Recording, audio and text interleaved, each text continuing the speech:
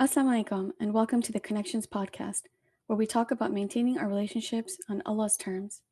I'm your host, Fatma Qadri, here with my co-host, Dr. Fariha Khan. How are you, Dr. Fariha? Alhamdulillah, wa alaikum salam rahmatullah. I have a bit of a cold, so please excuse my voice today, but I'm happy to be here with you. Alhamdulillah, likewise. So today I wanted to pull from your article, The Deen of an Old Woman, and talk about some excerpts here and there. So for example, in your article, you quote a poem. Do you mind if I just read a few verses from it? Yeah. I love that part. Yeah. So you have so in this poem, this person is referring to women. Is that correct? So the People in well, why general. don't you read the little stanza we Yeah. have, and then we could talk about it. Okay. Yeah. By Marge Piercy. So you have let yourself go. You have not refused the years politely, firmly, like an anorexic at a dinner party. So in your article, you actually break down the poem and explain it and the fallacies of it. So I wanted to kind of take a moment to start there. Oh boy. Well, I don't know if we could go through all the fallacies and everything in the poem. The poem is actually it's a longer poem, by this woman named Marge Piercy, and I had read it when I was maybe doing some research on feminism, or probably while I was doing the research for the Dean of Old Women article. And her poem is called I Met a Woman Who Wasn't There. And essentially, it's talking about the woman who's aging. She's facing the fact that she's getting up there in years, and she just feels like she is not recognized in society. So like the rest of the poem is about, just how her opinion is not consulted anymore. People are not interested in what she has to say. Men are not interested in her in terms of her attractiveness, and all, different kinds of ways in which the woman as she's aging is sidelined in society. But this particular passage is the only one that I quote in the article. The stanza, I guess you would call it. It's a free form poem, but she says, like you said, you've let yourself go. It's like somebody criticizing this older woman, right? Like she feels like this is how people look at her.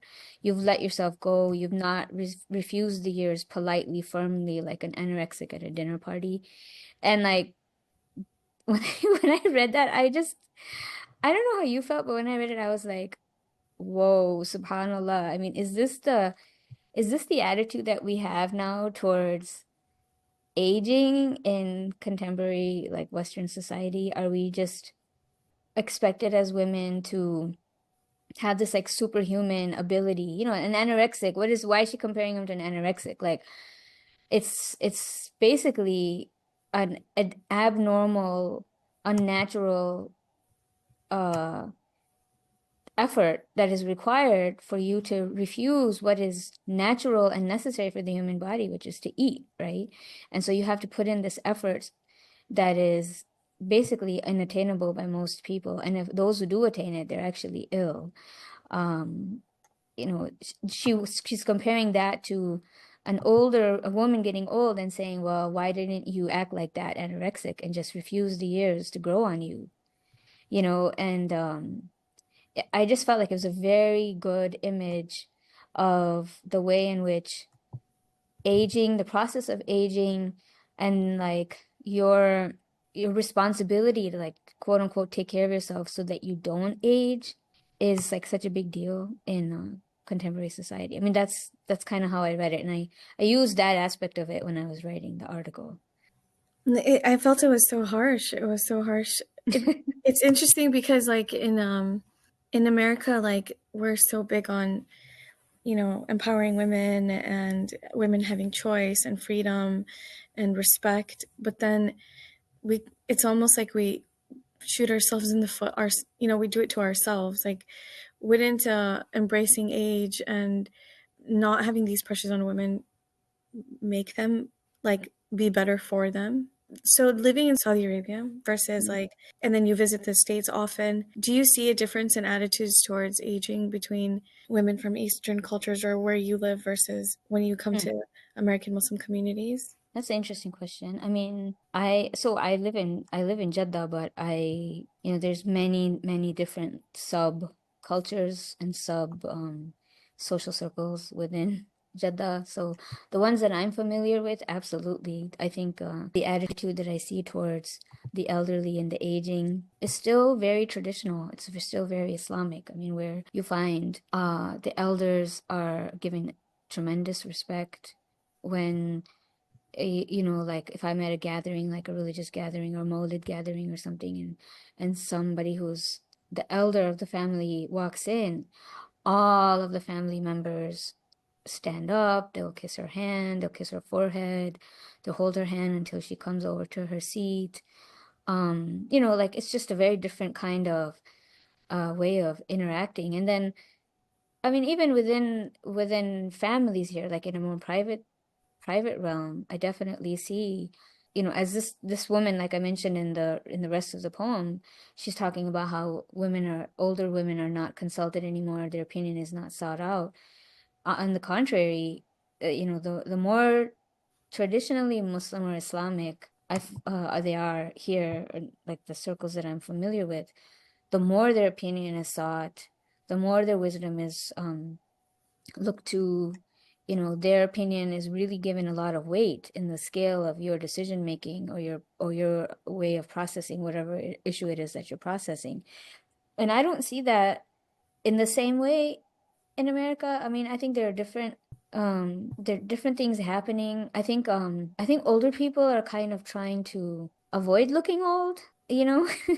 So, I mean, that's something that I notice, in terms of their clothing, their dress, even their speech.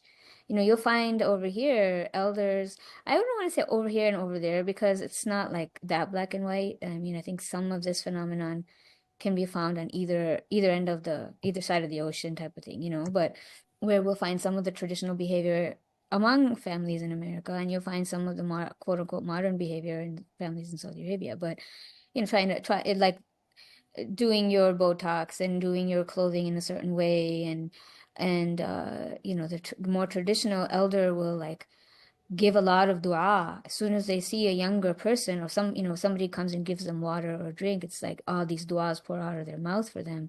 And more contemporary or modern type families, you don't see that. They're same age, there's the same type of elder in the family, but the duas just don't come from the mouth in the same manner. The attitude is very different. Because essentially you'd have to own that you are the elder in this Mm-hmm. scenario to Mm-hmm. assume that role. Yeah, and how can you own it when everyone's Yeah. telling you, why can't you be like that anorexic? And Like like you have just to get comfortable with being called auntie and, mm-hmm. someone holding the door open for you or asking if you need help in order Yeah. to assume I, that role. I I hear I see people like my age getting offended if they're called auntie. It's like, no, call me appa or call me something else. Like, I'm not your Yeah. auntie. It's like, wow, the Or person's don't give me 20 your years hand. younger. I can do this myself. Yeah, yeah, yeah. Yeah, subhanallah. Yeah, I mean, it's a lot of it is about not.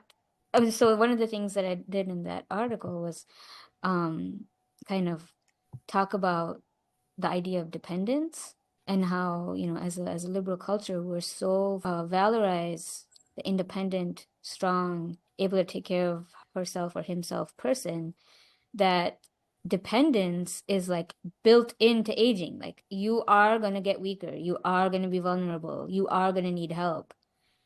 It's inevitable. And that inevitability of your dependence is what is so it's such a turnoff actually for some people, and I think for other people it's actually kind of scary. I think it's they don't want to think about it because God forbid that they start seeing their own self in that mirror. Could it be possibly because we ourselves, like the modern Muslim, like doesn't have a strong relationship with our elders in terms of serving them and being present for them? Perhaps that when we're entering that phase of our life, it's hard for us to see the beauty of it. What do you mean? Like, I mean, some of the communities that you're describing have a strong sense of khidma and service to I their mean, elders. I think you've seen khidma, Fatma. You're not from Muslim world. you were born and raised in Chicago, but I mean, I've seen when I've hung around some of our families in Chicago, I see that khidma is there.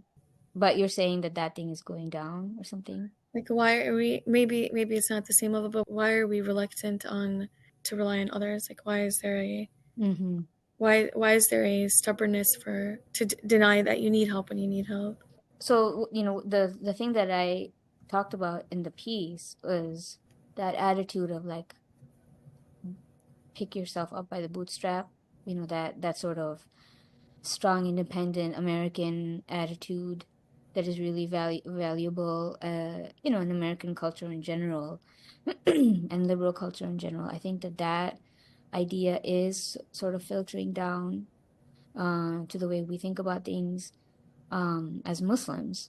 So even though that's not a part of our way of thinking of ourselves, we we're absorbing some of that ethical way of thinking. You know, like it's better. I can do it if I do it myself. It's better, and if I take care of myself, it's better. I don't want to trouble anyone. That's another aspect to it. I don't want to trouble anyone. I don't want to become weaker. These kinds of things, but you know, that's not to say okay, a Muslim should like sit around and wait for someone to like serve them hand and foot kind of thing, you know, like definitely the Prophet ﷺ told us the upper hand is better than the lower hand. It is good to serve yourself and take care of yourself. The strong believer is better than the weak believer. You know, these kinds of teachings are there. But at the same time, you know, what I really think is like such a big, like why aging and the elderly are such a big sign for us as modern people, like to really reflect on, is that they indicate your intrinsic dependence, regardless of how much liberal rhetoric is out there in the world. When you see an old person, this is why it's like easy if you put, you know, put people away in old people's homes and they're not really around in your house and your kids are not growing up with them, you know, in a close way, they're not gonna understand from a young age that that's gonna be my end. You know, I mean, a lot of the children I know who grew up with elders, they have a different kind of attitude toward being with people, and as you mentioned, like khidma and service and serving, than those who didn't. I mean, I don't know if that's been your experience. Yeah, and this is what I was trying to get at, that maybe we don't we haven't been if you're not around it, if you're not seeing like the beauty of khidma, like when you're serving Mm, someone else, you don't feel that burden that, oh, I have to get them water or I have to hold their arm while they walk. You feel happy to do it. You feel connected to the person. So then maybe like when you're if you don't have that experience towards khidma, like that it's a beautiful thing, then as mm, you age, then perhaps it's not something that you see in the same way. yeah, You see your reliance on others as you being a burden as opposed to it being a connection. yeah, You yeah. also talk about in the article about how in your old age you become less worldly Mm, and closer to Allah subhanahu wa ta'ala, and that the Prophet ﷺ said the talked about the lack of worldliness and older people. You gave an example of the Bedouin who comes to ask for something and the old woman. yeah. Yeah, If that's a famous, it's a famous yeah. hadith on when you know, so I mean there are accounts of some of the greats of our ummah. I can't remember who it was who made dua that, oh Allah, grant me the deen of old women, you know, which is you know, and why would you want to have the deen of old women? Because here in this hadith, the Prophet ﷺ, you know, there's a Bedouin comes, the Prophet ﷺ is sitting with his companions, and and the Prophet ﷺ asks him, you know, what is your need? State your need. And he says, oh, you know, can I get a camel? I need a camel for transport. I need goats for to milk them so I can feed my family. And you know, and the Prophet had asked him, what is your need? And the man stated the need that was on his mind. But then the Prophet ﷺ, he turned to the companions, like the, you know, everyone who was there, and he's like, are you incapable? And which is interesting, it's an interesting word. He says, are you incapable of being like the old woman of Bani Israel, and it's a play on words because incapable is ajaztum, like are you ajiz? You know this word of being like the old woman, the ajuz. So it's like, who's capable here? It seems like you guys are incapable, but she was the capable. You're incapable, and she was capable. Sorry, that's sort of a tongue twister. But are you incapable of being like the old women of Bani Israel? And they said, what's the woman of Bani Israel? And Rasulullah sallallahu alaihi wasallam, he told the story of how, um, Sayyidina Musa alayhi salam, he wanted to go visit the grave of Sayyidina Yusuf alayhi salam, and he knew that this old woman, she's the only one who knows where the grave is located. So he goes to her and he says, show me the way to the grave of Yusuf, and she's like, only if you grant me one request. Like straight right away, right? Like she looks at Mhm. the prophet of God, peace be upon him, and is like, yeah, okay, I'll tell you, but only on one shart, on one condition. And he's like, what? And she goes, I want to be with you in paradise. And it's like, subhanallah, like how much more could you like strike the target, like in like a second? And he hesitated, he's like, whoa, this is a huge request. Like, I don't know this woman. And Allah subhanahu wa ta'ala inspired him to grant her request, like to make that dua for her, that Allah could grant it to her. Um, and so he did, and she took him to that grave, right? So instead of asking for power, instead of asking for wealth, like this, the camel and the goats and the milk and the gold and the cars and the property or whatever I could have asked for at that moment when I'm standing in front of a man of God who I know is connected to Allah and I know he can help me get granted what I want.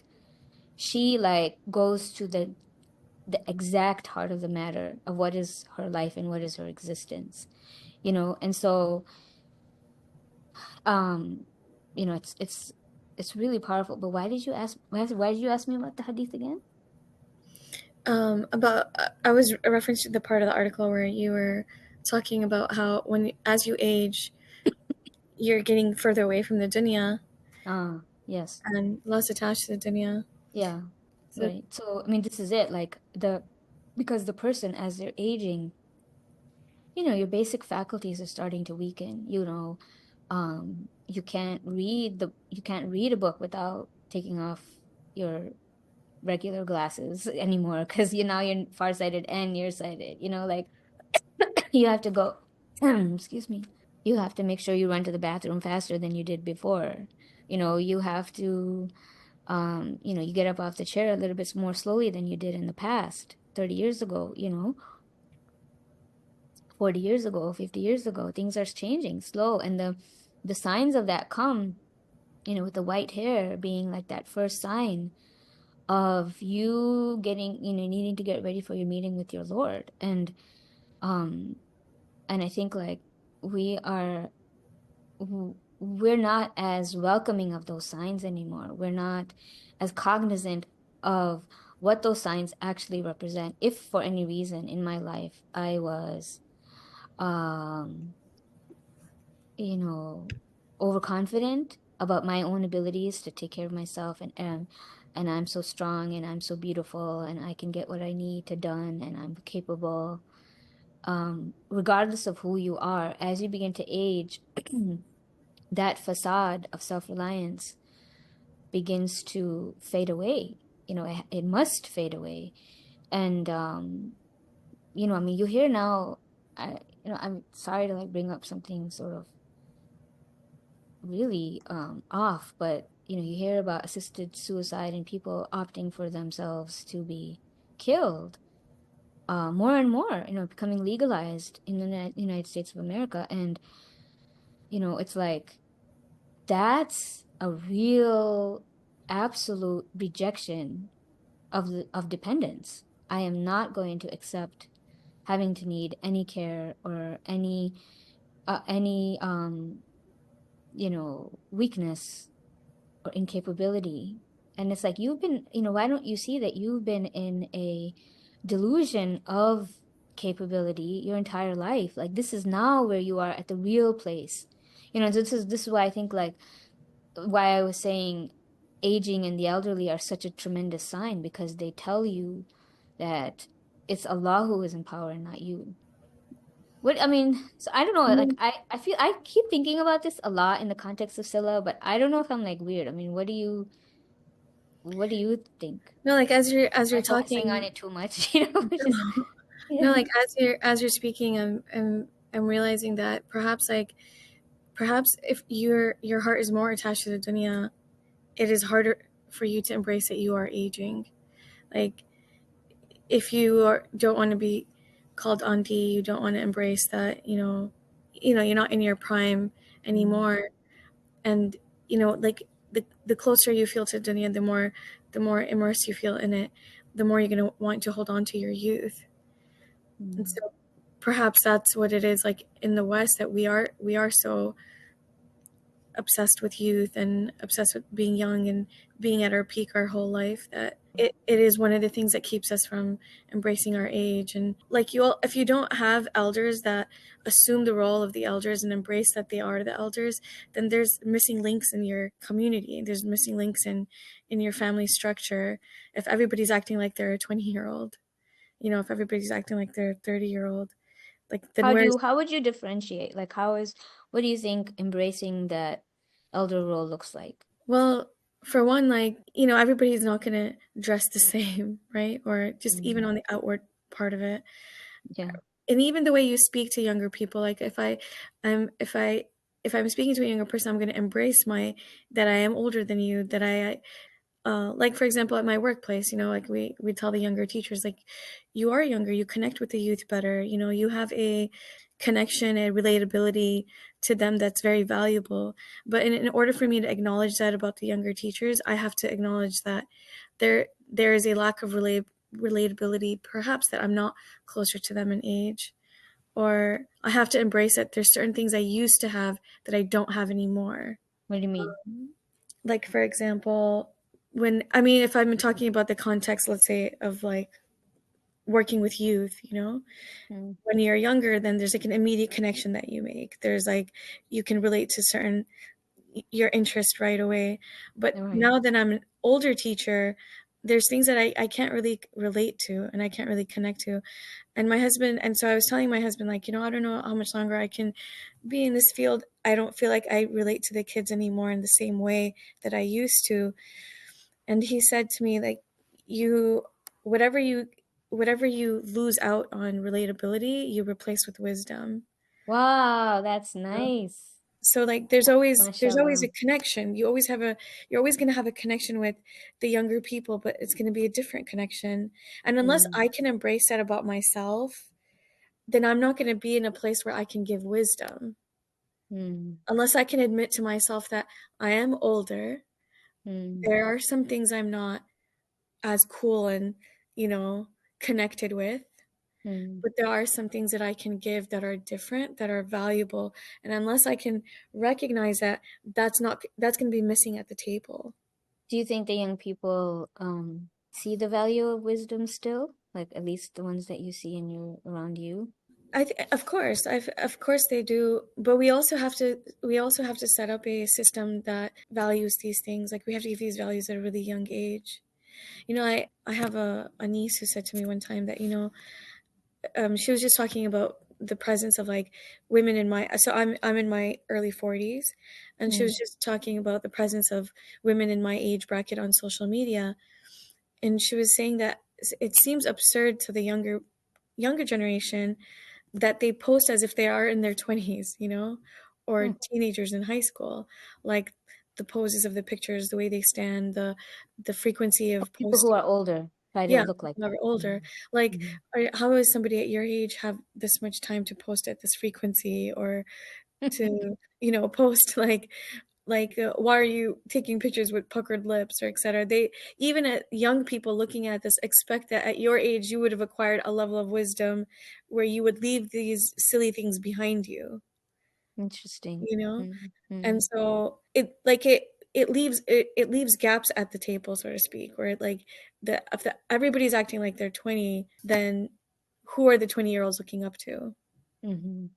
Like, who are the younger people? as even if they are recognizing that, hey, this is kind of weird that you're posting like you're my age, Hmm.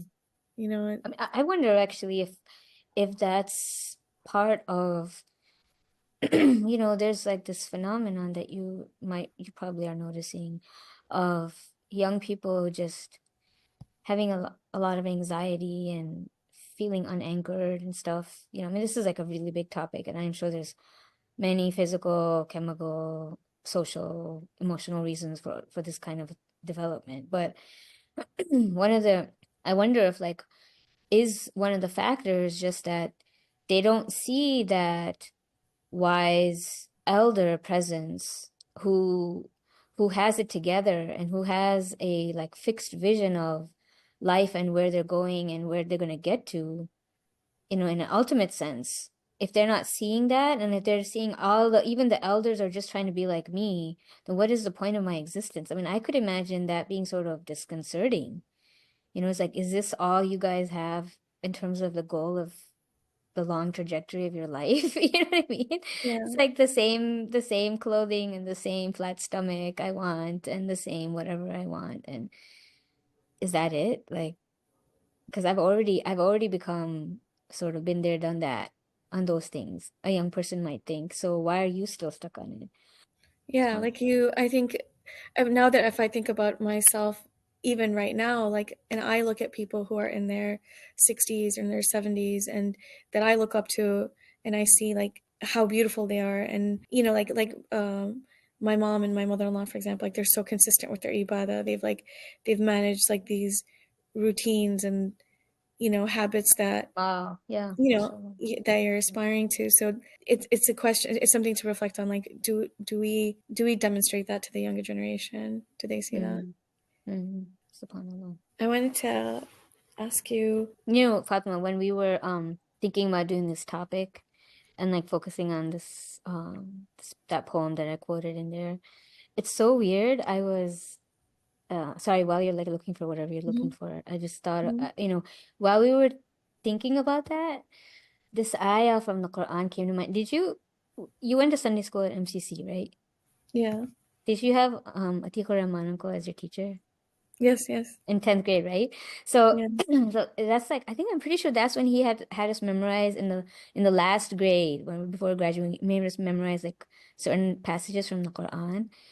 And I remember he had us memorize, like we had to make sure you had the main things down, like Ayatul Kursi in the beginning of Surah Al-Baqarah, and like things that, they're not from the last juz, but they're important things. And one of the passages he made us memorize was from Surah Al-Imran. It's the Yes. um did you have to memorize it? قُلِ اللَّهُمَّ Yes. مَالِكَ Yeah. الْمُلْكِ, Yeah. right? تُؤْتِي الْمُلْكَ مَنْ تَشَاءُ وَتَنْزِعُ الْمُلْكَ مِمَّنْ تَشَاءُ. So he had us memorize those two verses, 26 and 27. And like those verses came in my mind when when we were preparing for this thing. And I was like, why is Allah subhanahu wa ta'ala putting those verses in my mind? And then I looked up the tafsir of it. I mean, what is the meaning of those verses? It's commanding, Allah subhanahu wa ta'ala is commanding the Prophet sallallahu alaihi wasallam, say, "O Allah, Lord of all sovereign power, you give power to whomever you will, and you take away, you wrest power from whomever you will, you exalt whom you will, and you abase whom you will. All good is in your hands alone. You have power, absolute, verily, only you have absolute power to do anything," right? And then the next verse too, you enter the dark of night into where the very day was, and you enter the dawning day into the departing night. Like you see like this seamless going in and out, of like where you you fade into day into night, and then the day sort of glows into the night, sort of starts dawning into day. And it kind of it's a really nice image to think about the way our lives are, and how they, you sort of have this rise and then you sort of fade out, and then the next generation comes about, and there's a cycle that is there, and it's completely in the hands of Allah subhanahu wa ta'ala. And we're completely beholden to him, and uh I felt like it was, one of the things that was mentioned in the tafsir that I read was that the Prophet ﷺ would recommend reading these verses to the Sahaba when they were in a particular place of helplessness, or they were in debt, or if they were in a time of need, to read this with certain conviction. And there's an extra dua that the Prophet ﷺ had taught after you read these verses, to get your debt taken care of, or to get your need taken care of. And why? Because these moments, whether it's you being in debt, or you being in trouble, or you getting older, these moments are the times when the reality of who you are as a human being can be sort of touched. Like you can tap into it.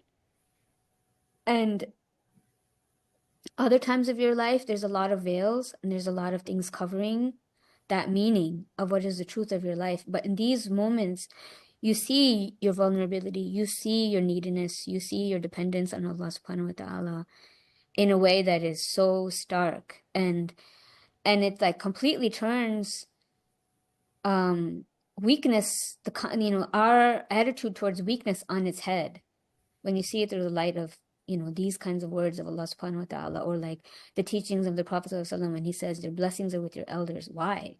Because they represent to you, first of all, they've had this long life. This is the pious elder. This is not the profligate elder, but like, the pious elder, as you said, they're a signpost for Fatima, like my mother and my mother-in-law. This is where we want to end up in their serious routines of ibadah when I have the free time in my old age. Um, and I just think it's such a powerful and such a beautiful thing. And we, as a civilization, modern civilization, we're more and more trying to cover up the beauty of that, and reject the beauty of that. I really liked how you said, you look at your elders, the 60s and 70s, and how beautiful they are. And I thought you were going to say, oh, because they really kept up and kept taking, they took care of themselves physically. Like they look good. That's what I thought you were about to say, because they're beautiful. And then you hit the actual beauty, like the nur that they reflect through their piety. And that's I think something that as a whole, as a people, even non-Muslims, if they were to just re-embrace that truth of what is human existence, that the reality of aging, you would be able to re-embrace the reality of you being human. Does that make sense? Yeah. Mm, It's when you were describing that, it reminded me of how Sahel said um, that the world is a stage, and everybody comes at their allotted time, mm, and they leave, and then the next group comes, and then they leave, mm, and you have to right, just constantly be aware that you're not gonna. um, The stage is so temporary. right. And the storyline ends with you and facing Allah. Yeah, and every storyline ends with Every you. single storyline. Storyline ends the same, and the archetypes Subhanallah. are the same, as you brought up. Subhanallah. Yeah, SubhanAllah. subhanallah. Yeah. So we're actually running out of time, but I wanted to touch upon something, and you mentioned in a different article that most people would not make this connection to aging and to like the way we see ourselves, but you did make a connection, and it was, I think it was in the article about individualism on family. And Mm-hmm. you talk about how Adam Smith, and everybody knows like Adam Smith, the invisible hand, the father of capitalism. But what I didn't know until I read your article was his views on family, Mm-hmm. and how family is just like an attachment by association of living together, of proximity, etc. And so it's interesting because like as a Muslim in the West, like capitalism is a very big part of our life. It's very very much how our entire world functions. Mm. Not But just a Muslim in the West, a in Muslim the in the West, anywhere, a yeah, person in the anywhere today. Yeah. yeah, in the West, Mm-hmm. and even those nations that are adopting those same models. But how much this has impacted the way we see relationships and people. And so if we don't have that much time, but if you could just kind of like touch up on that, and why you um even mentioned that when you're talking about family. Mm-hmm.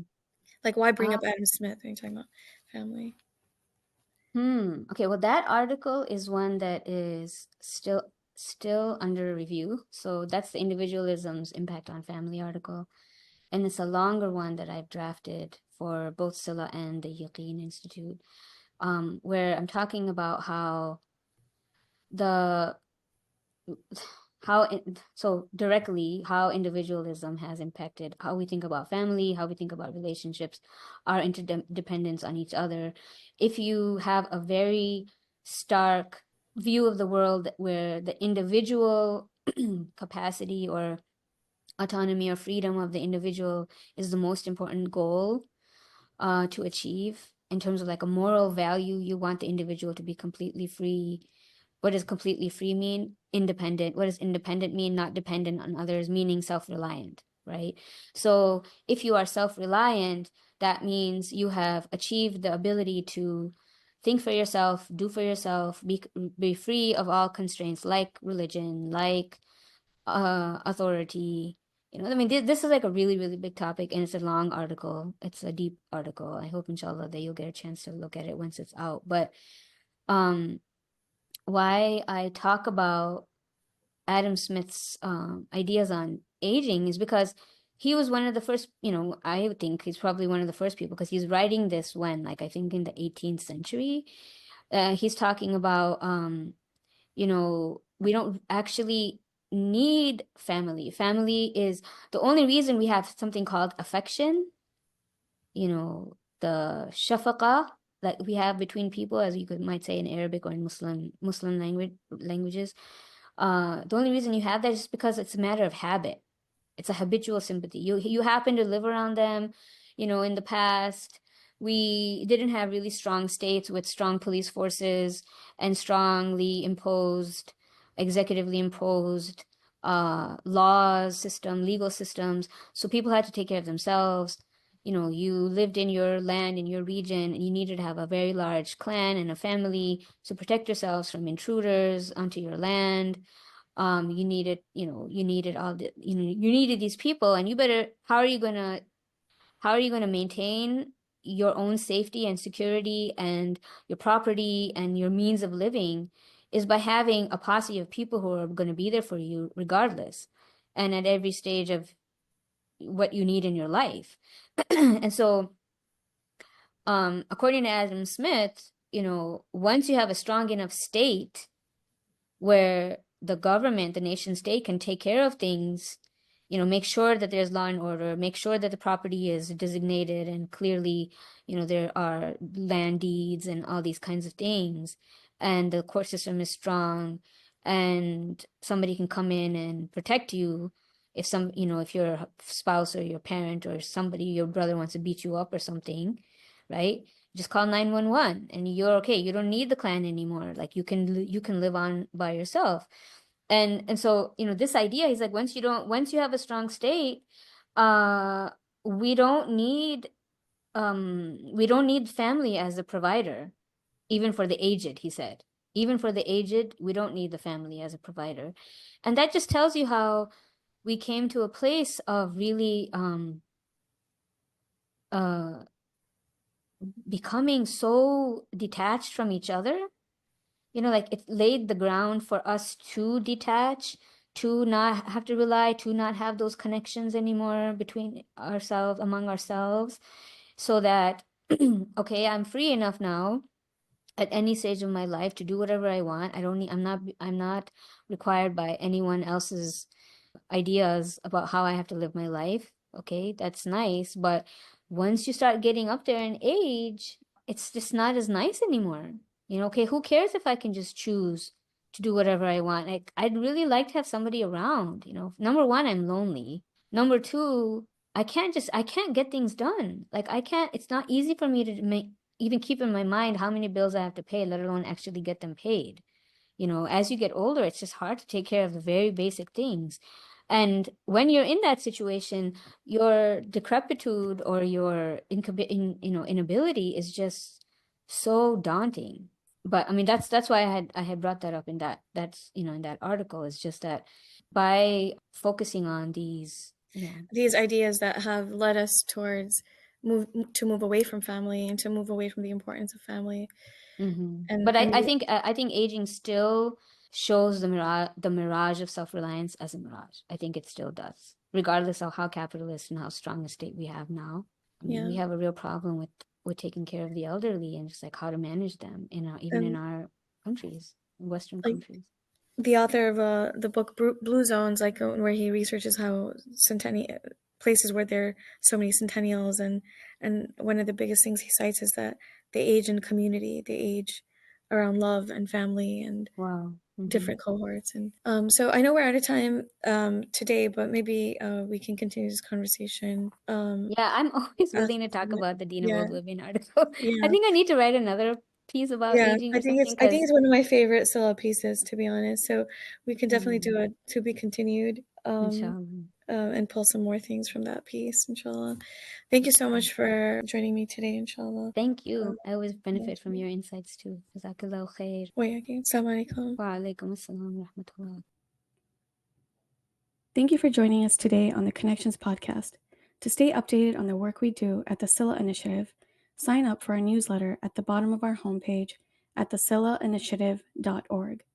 You can also subscribe to our channel on YouTube and Telegram, or follow us on Instagram and Facebook. Until next time, Assalamu alaikum.